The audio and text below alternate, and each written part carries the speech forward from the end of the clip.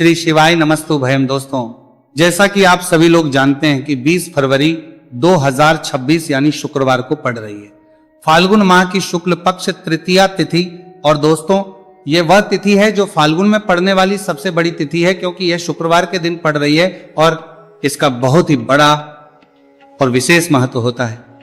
पूज्य गुरु जी ने कहा है कि अगर कभी भी मौका लग जाए और फाल्गुन मास की तृतीया तिथि शुक्रवार को पड़ जाए तो आप लोगों को एक छुटकी काला तिल वाला उपाय तो अवश्य ही करना चाहिए। इन दोनों का संयोग बहुत कम आता है। और इसी के साथ में गुरु जी ने अपनी शिव पुराण कथा में बताया है कि इस दिन आपको एक छुटकी काला तिल वाला उपाय तो आपको अवश्य ही करना चाहिए, क्योंकि ऐसा दिन पूरे साल में सिर्फ एक ही बार आता है। और दोस्तों, आप सभी लोग जानते हो कि शुक्रवार तृतीया तिथि का अगर सबसे बड़ा कोई उपाय है तो एक छुटकी काला तिल वाला उपाय है। तो दोस्तों, शुक्रवार तृतीया तिथि के दिन आप लोगों को इस एक छुटकी काला तिल वाला उपाय को जरूर करना है। बहुत सारे लोग होंगे जिन लोगों ने इस उपाय को ना किया हो, मतलब पूरा महीना निकल गया, उन्होंने किसी भी दिन इस एक छुटकी काला तिल वाला उपाय को ना किया हो। पर दोस्तों, आपके पास एक आखिरी मौका बचा हुआ है जो कि 20 फरवरी शुक्रवार तृतीया तिथि के दिन है। तो इस दिन आप लोगों को इस वाले उपाय को जरूर कर लेना है, भले ही आपने पूरे महीने भर इस उपाय को ना किया हो। पर अगर आप इस फाल्गुन मास के शुक्रवार तृतीया तिथि के दिन अगर इस वाले उपाय को कर लिया तो आपको इस उपाय को करने का वह फल मिलेगा जिसकी आपने कभी कल्पना भी नहीं करी होगी। इसीलिए आप लोग इस वाले उपाय को एक बार जरूर कर लेना है, ताकि आप लोगों के हाथ से यह मौका ना जा सके और आपको इस उपाय को करने का फल मिल सके। दोस्तों, यह उपाय पंडित जी ने अपनी अभी के ही श्री शिव महापुराण की कथा में बताया है, जिस उपाय को आज हम आपको बहुत अच्छे से समझाने वाले हैं। वीडियो को देखने के बाद इस उपाय को समझने के लिए आपको कोई और वीडियो को देखने की जरूरत नहीं पड़ेगी। तो चलिए दोस्तों, उपाय को शुरू करते हैं। देखिए, ये इस फाल्गुन मास के शुक्रवार तृतीया तिथि के दिन ये इतना खास होता है, इतना महत्वपूर्ण होता है। देखा गया है कभी कभी बड़े बड़े पूजा पाठ अनुष्ठान से जो मनोकामना पूर्ण नहीं होते, वो फाल्गुन मास के शुक्रवार तृतीया तिथि के दिन एक छोटे से उपाय करने से ही आपकी मनोकामना पूर्ण हो जाती है। और बहुत सारे लोगों ने इस उपाय को किया भी है और उनको इसको करने का फल भी जरूर मिला है। अगर आप लोग भी इस उपाय को करना चाहते हैं तो आप इस उपाय को पहले अच्छे से समझ लेना, सुन लेना, उसके बाद करना। आपको इस उपाय का फल जरूर मिलेगा।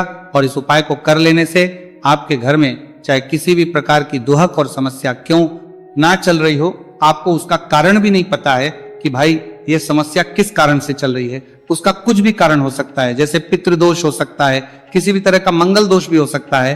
तो इस दिन आप लोगों को ये वाला उपाय कर लेना है।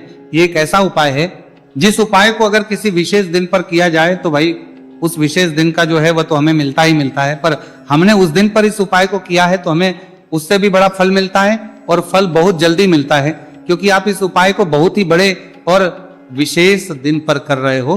तो चलिए अब उपाय के बारे में बात करते हैं। उससे पहले आप लोगों को यह जानना आवश्यक है कि आखिर ये उपाय किस समय करना है, किसको करना है और कैसे करना है। तो चलिए हम आगे आपको वीडियो में एक एक करके बता देते हैं। लेकिन उससे पहले अगर आप लोग हमारे चैनल पर पहली बार आए हैं या फिर मेरी आवाज आज पहली बार सुन रहे हैं तो हमारे चैनल को सब्सक्राइब जरूर कर लेना, और इस वीडियो को लाइक करके कमेंट बॉक्स में श्री शिवाय नमस्तु भयम ओम नमः शिवाय जरूर टाइप कर देना। तो दोस्तों, इस एक छुटकी काला तिल वाला उपाय को हमें इस शुक्रवार तृतीया तिथि के दिन कैसे करना है, किसको करना है, किस समय करना है और कहां पर करना है, ये सारे सवालों के जवाब आपको इस वीडियो में मिल जाएंगे। और जो ये वीडियो देखेगा भाई, उसको एक छुटकी काला तिल वाला उपाय जरूर करना चाहिए, क्योंकि इस दिन एक छुटकी काला तिल का भी बहुत ही बड़ा और विशेष महत्व होता है। और जब बात आ जाए एक छुटकी काला तिल वाला उपाय की, तो ये सोने पर वाली बात हो जाती है और ये एक बहुत ही बड़ा उपाय हो जाता है इस शुक्रवार तृतीया तिथि का। तो अब दोस्तों, इस एक छुटकी काला तिल वाला उपाय को आखिर करना किसको है, सबसे पहले हम लोग वो बात जान लेते हैं। तो देखो, घर की जो बड़ी माताएं बहनें होती हैं, उन माताओं बहनों में से कोई भी एक बड़ी माता बहन इस वाले उपाय को कर सकती है। और दोस्तों, अगर आप चाहें तो अपने घर में से सभी सदस्यों को भी इस उपाय को करवा सकते हैं। अगर किसी व्यक्ति की खुद की कोई मनोकामना है, खुद की कोई दुख और परेशानी है जो कि वो अपने लिए ही करना चाहता है, इस वाले उपाय को तो वो खुद अपने लिए भी कर सकता है। बाकी अगर कोई घर में से ऐसा है जो कि अपने पूरे घर परिवार की सुख और शांति के लिए ये वाला उपाय करना चाहता है, तो भाई वो भी कर सकता है, उसमें भी कोई दिक्कत वाली बात नहीं। कहने का मतलब यह है कि इस उपाय को हर एक सदस्य भी कर सकता है और पूरे घर परिवार के सदस्य के लिए घर की बड़ी बहनों में से कोई एक माता बहन भी कर सकती है।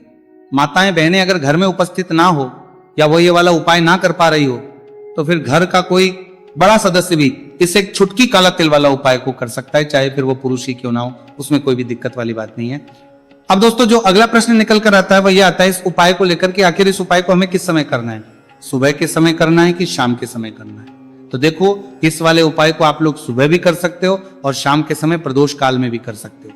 अब अगर आप पूछो कि भाई सबसे उत्तम समय कौन सा रहेगा इस एक छुटकी काला तिल वाला उपाय को करने का, तो हम आपसे बस यही कहेंगे कि इस उपाय को आप सुबह के समय करेंगे तो ज्यादा बेहतर होगा। बाकी अगर प्रदोष काल शाम के समय भी करेंगे तो भी अच्छा होगा, उसमें कोई भी दिक्कत वाली बात नहीं है। तो अब दोस्तों जो अगली सबसे बड़ी और महत्वपूर्ण बात आती है वो ये आती है कि सुबह अगर हम उपाय को करेंगे तो हमें कितने बजे से लेकर कितने बजे तक के बीच में करना है, और शाम के समय प्रदोष काल में करेंगे तो हमें कितने बजे से लेकर कितने बजे के बीच में करना है। तो देखो सुबह जितनी जल्दी हो सके आप उपाय को करने की कोशिश करना। बाकी अगर किसी कारणवश लेट भी हो जाओ, थोड़ी देर भी हो जाए, तो 10 या 11 बजे तक भी आप उपाय कर लेना, पर 12 बजे से ज्यादा देरी ना हो, ठीक है, इस बात का ध्यान रखना। उसके बाद में दोस्तों अगर के समय प्रदोष काल की बात करें, प्रदोष काल का जो समय है होता है वो शाम के 6 बजे से शुरू हो जाता है। मतलब शाम के 6 बजे से लेकर 7 बजे के बीच का जो समय होता है ये समय प्रदोष काल का समय होता है। तो आप इस उपाय को 7 या 8 बजे के बीच में भी कर सकते हो।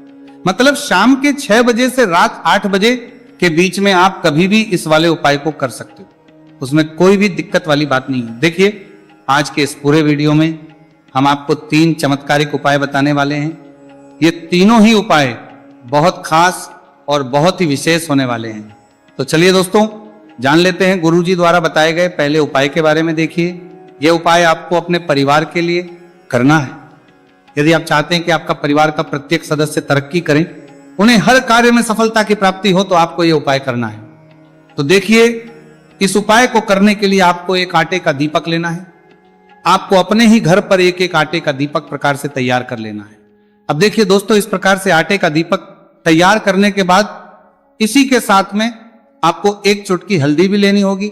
अब ये दोनों ही सामग्रियां लेकर के आपको पहुंच जाना है अपने ही घर में तुलसी जी के पौधे के पास में। देखिए कई लोग कमेंट करके पूछ रहे हैं कि क्या हम तुलसी जी के पौधे के वहां पर, हमारे घर में जो तुलसी जी का पौधा है वह सूख चुका है, तो वहां पर भी इस उपाय को कर सकते हैं।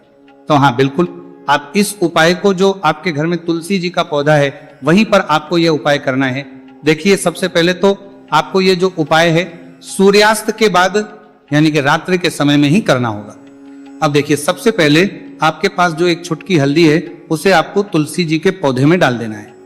अब देखिए आप जो एक आटे का दीपक लेकर के आए हैं, सबसे पहले तो आपको उसे तुलसी जी के पौधे के पास में रखना है, और तुलसी जी पौधे के पास में रखने के बाद इस दीपक में हमें शुद्ध घी का प्रयोग करना है, और इसी दीपक में हमें गोल रूप की बाती का प्रयोग करना है।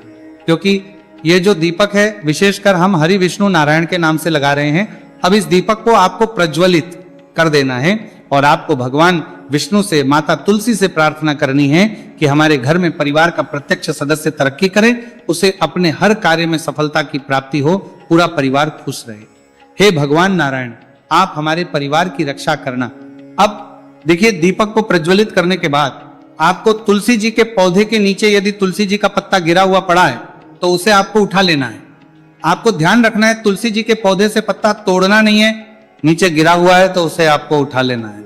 अब देखिए आपके घर में भगवान विष्णु की, भगवान श्री राम की या फिर भगवान श्री कृष्ण की यानी कि श्री विष्णु के किसी भी अवतार की प्रतिमा लगी हुई है, तो वहां पर आपको जाना है और आपको थोड़ी सी चीनी या फिर मिश्री आपके घर में हो तो उनका भोग आपको भगवान विष्णु के सामने लगाना है, और जो आप तुलसी जी का पत्ता लेकर के आए हैं उसे भी आपको उसी भोग में डाल देना है।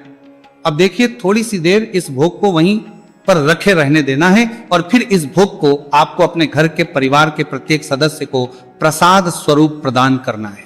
यकीन इस उपाय को करने से आपके परिवार का प्रत्येक सदस्य हमेशा तरक्की पर रहता है और आपके परिवार में हमेशा खुशियां बनी रहती हैं। तो इस प्रकार से आपको पहला उपाय कर लेना है। अब हम जानते हैं दूसरे उपाय के बारे में।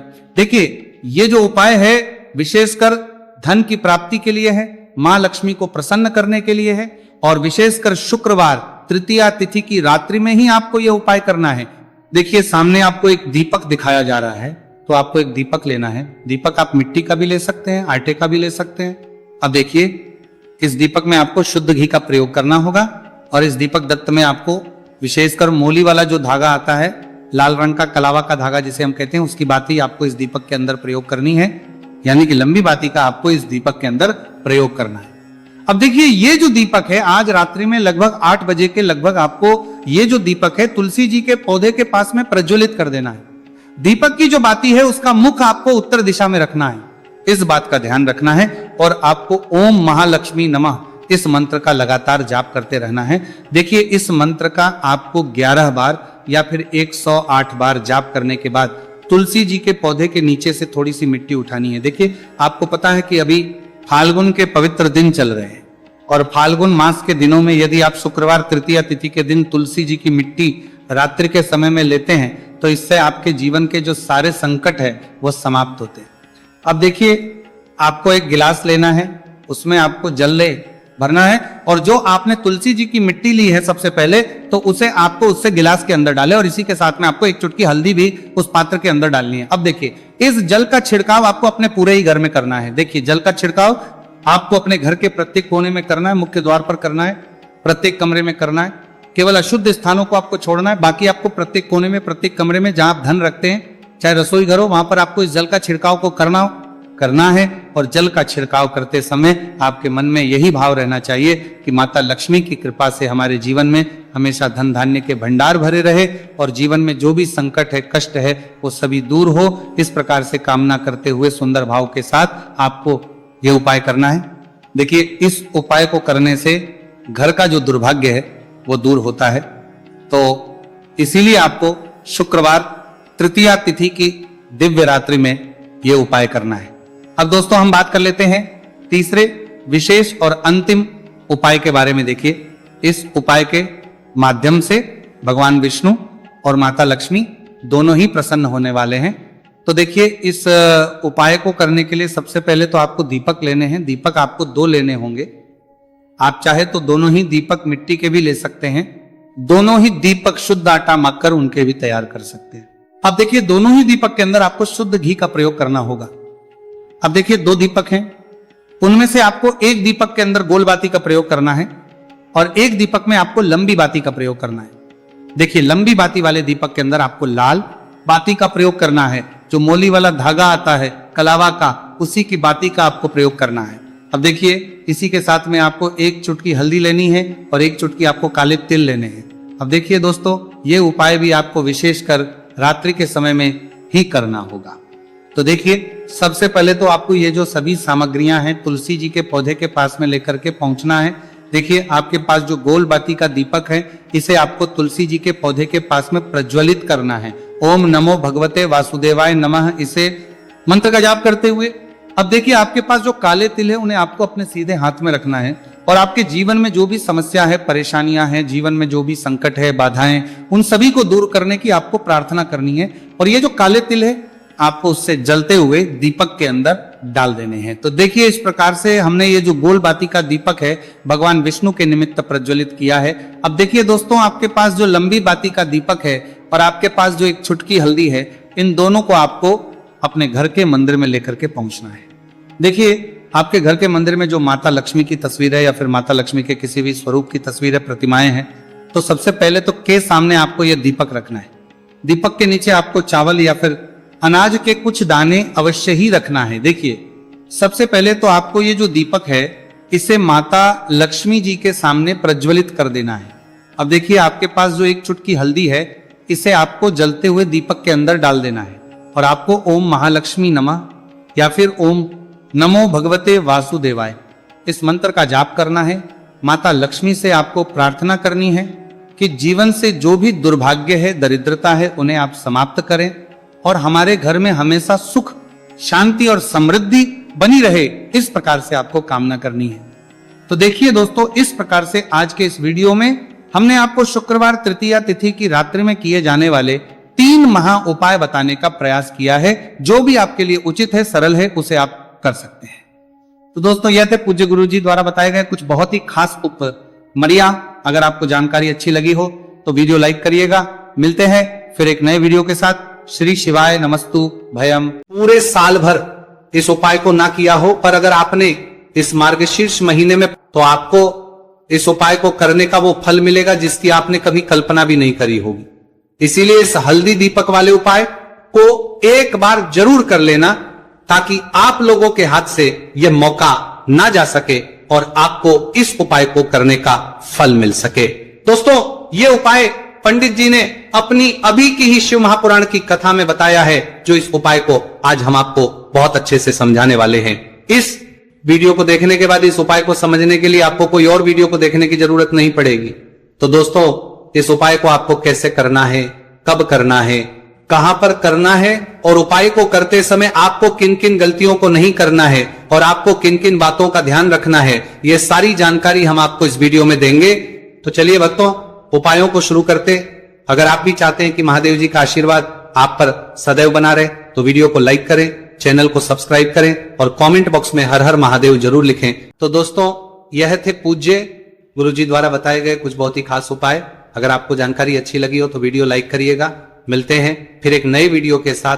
श्री शिवाय। पूरे साल भर इस उपाय को ना किया हो, पर अगर आपने इस मार्गशीर्ष महीने में, तो आपको इस उपाय को करने का वो फल मिलेगा जिसकी आपने कभी कल्पना भी नहीं करी होगी। इसीलिए इस हल्दी दीपक वाले उपाय को एक बार जरूर कर लेना, ताकि आप लोगों के हाथ से यह मौका ना जा सके और आपको इस उपाय को करने का फल मिल सके। दोस्तों, ये उपाय पंडित जी ने अपनी अभी की ही शिव महापुराण की कथा में बताया है, जो इस उपाय को आज हम आपको बहुत अच्छे से समझाने वाले हैं। इस वीडियो को देखने के बाद इस उपाय को समझने के लिए आपको कोई और वीडियो को देखने की जरूरत नहीं पड़ेगी। तो दोस्तों, इस उपाय को आपको कैसे करना है, कब करना है, कहां पर करना है, और उपाय को करते समय आपको किन किन गलतियों को नहीं करना है और आपको किन किन बातों का ध्यान रखना है, यह सारी जानकारी हम आपको इस वीडियो में देंगे। तो चलिए भक्तों, उपायों को शुरू करते। अगर आप भी चाहते हैं कि महादेव जी का आशीर्वाद आप पर सदैव बना रहे, तो वीडियो को लाइक करें, चैनल को सब्सक्राइब करें और कमेंट बॉक्स में हर हर महादेव जरूर लिखें। तो दोस्तों, यह थे पूज्य गुरुजी द्वारा बताए गए कुछ बहुत ही खास उपाय। अगर आपको जानकारी अच्छी लगी हो तो वीडियो लाइक करिएगा। मिलते हैं फिर एक नए वीडियो के साथ। श्री शिवाय।